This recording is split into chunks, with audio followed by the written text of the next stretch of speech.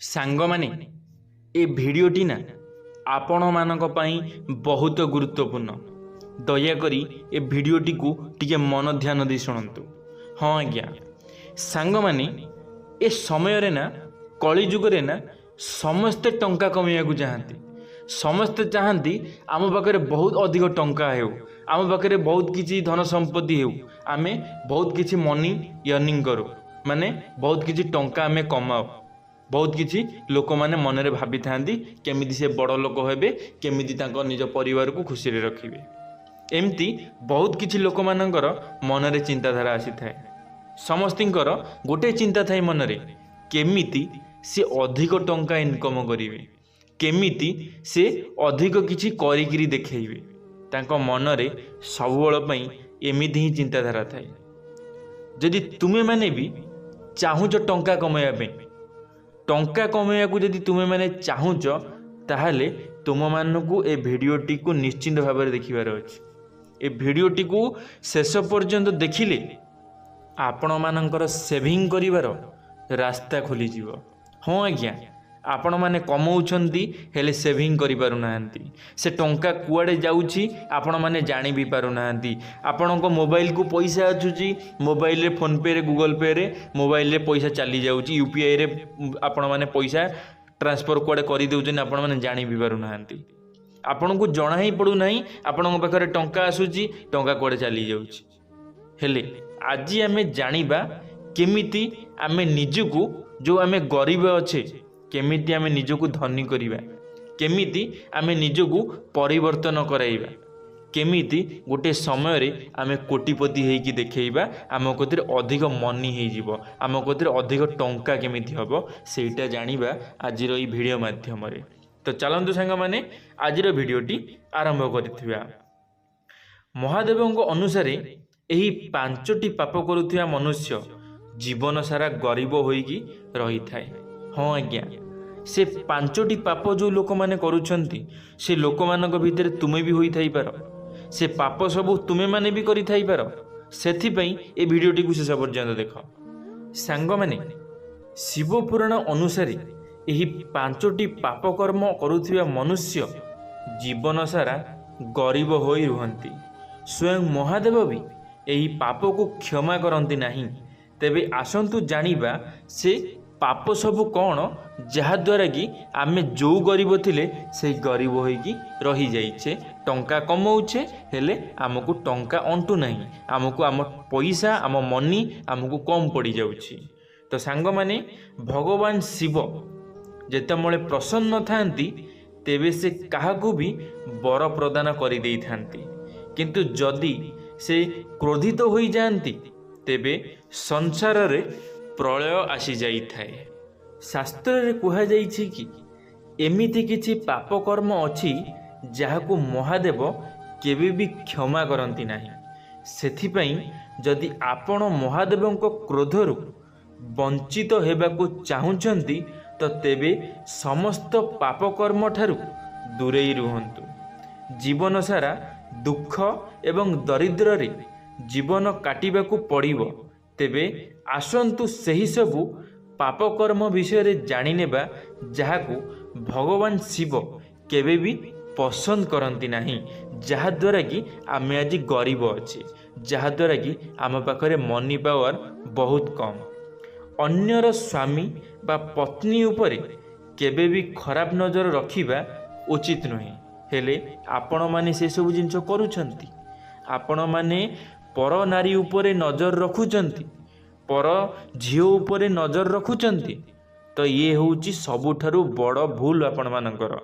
ଆପଣମାନେ ଯାହା ବି ଇନକମ୍ କରିବେ ସବୁ ଏଇପଟରେ ହିଁ ଖର୍ଚ୍ଚ କରିଦେଉଛନ୍ତି। ତ ଆପଣମାନଙ୍କୁ କିଛି ବି ବଞ୍ଚିବ ନାହିଁ। ଯଦି ଆପଣମାନେ କିଛି କରିବା ପାଇଁ ଚାହୁଁଛନ୍ତି, ସର୍ବପ୍ରଥମେ ଏହି ଅଭ୍ୟାସଟାକୁ ନିଜର ପରିବର୍ତ୍ତନ କରାନ୍ତୁ। ତାହାକୁ ପାଇବାକୁ ଇଚ୍ଛା ରଖୁଥିବା ବ୍ୟକ୍ତିଙ୍କୁ ସବୁଠୁ ବଡ଼ ପାପୀ କୁହାଯାଏ। ଏହିଭଳି କରିବା ଦ୍ୱାରା ସେହି ମନୁଷ୍ୟ କେବେ ବି ସାଂସାରିକ ଜୀବନ ଉପଭୋଗ କରିପାରିବ ନାହିଁ। ଅନ୍ୟର ଟଙ୍କାକୁ ପାଇବା କିମ୍ବା ତାହାକୁ ନିଜର କରିବାର ଇଚ୍ଛା ରଖୁଥିବା ବ୍ୟକ୍ତି ଭଗବାନ ଶିବଙ୍କର ନଜରରେ ଅକ୍ଷମ ଓ ଅପରାଧୀ ହୋଇଥାଏ। ହଁ ସାଙ୍ଗମାନେ, ଯିଏ ଗୋଟିଏ ଅଲଗା ଲୋକର ଟଙ୍କା ଉପରେ ନଜର ରଖିଥାଏ, ଅଲଗା ଲୋକର ଧନ ସମ୍ପତ୍ତି ଉପରେ ନଜର ରଖିଥାଏ, ଅଲଗା ଲୋକ କେମିତି କ'ଣ କମାଉଛି, କେତେ ଟଙ୍କା କମାଉଛି, ତା କତିରେ କେତେ ବ୍ୟାଙ୍କ ବାଲାନ୍ସ ଅଛି, ସେସବୁ ଜିନିଷରେ ନଜର ରଖିଥାଏ, ସେ ଲୋକ ତା ଜୀବନରେ କେବେ ବି ହେଲେ ତା ଜୀବନରେ ପରିବର୍ତ୍ତନ ଆଣିପାରିନଥାଏ।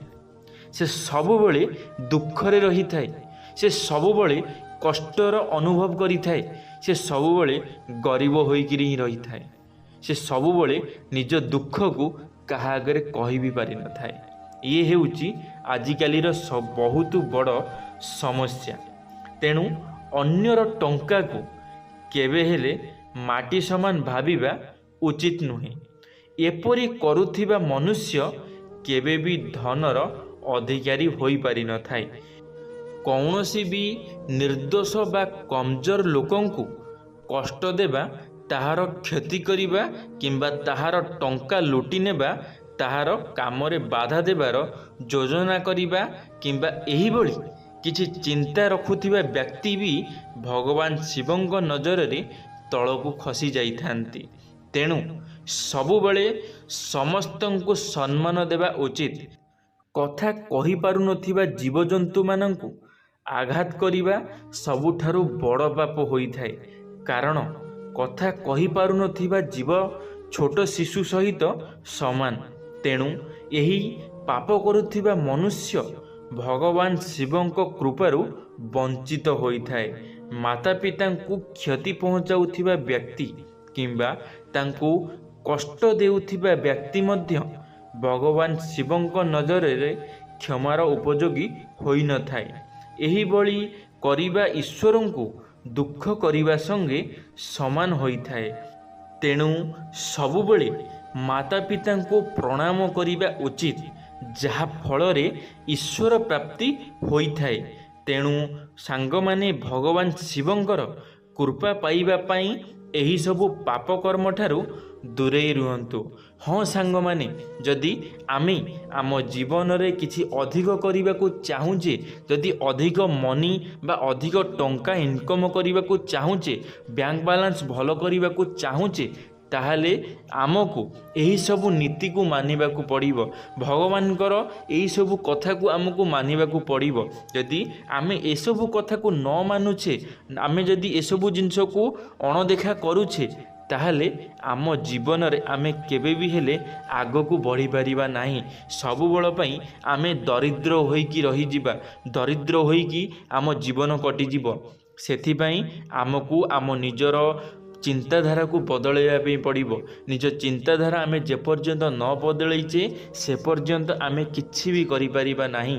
ସେଥିପାଇଁ ଆମକୁ ନିଜର ଚିନ୍ତାଧାରା ବଦଳେଇ ଦେବାର ଅଛି। ଧନ୍ୟବାଦ ସାଙ୍ଗମାନେ। ଆଶା କରିବି ମୋର এই ଭିଡ଼ିଓଟି ଆପଣମାନଙ୍କୁ ନିଶ୍ଚିତ ଭାବରେ ଭଲ ଲାଗିଥିବ।